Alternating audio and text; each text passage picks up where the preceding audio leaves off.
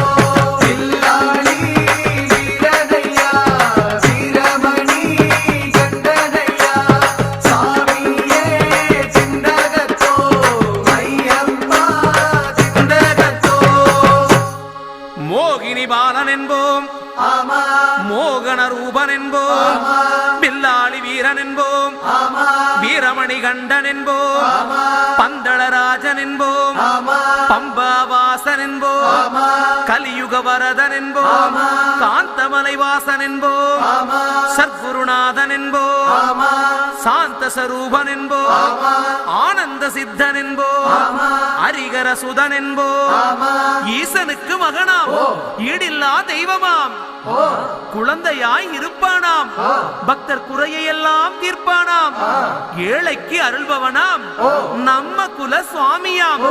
அப்படிப்பட்ட சுவாமி ரொம்ப சிறுசையா, ஆனா சக்தி ரொம்ப பெருசையா.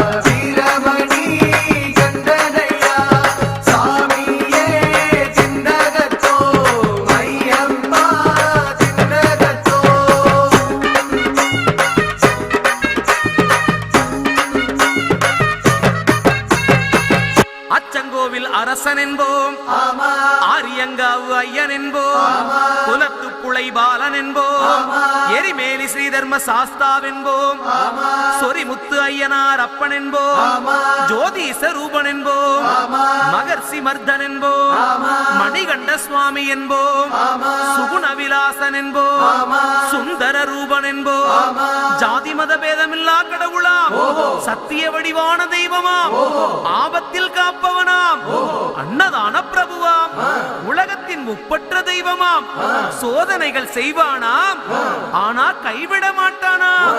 அப்படிப்பட்ட சாமி ரொம்ப சிறுசையா, ஆனா சக்தி ரொம்ப பெருசையா.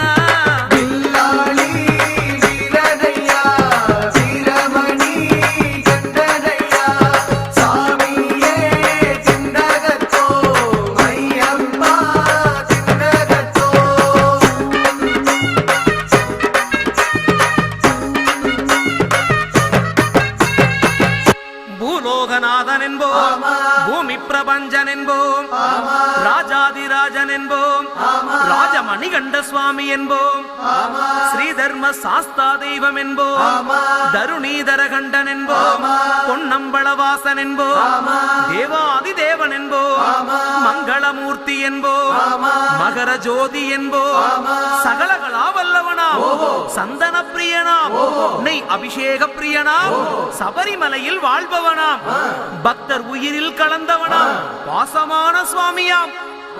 அப்படிப்பட்ட சுவாமி ரொம்ப சிறுசையா, ஆனா சக்தி மட்டும் பெருசையா.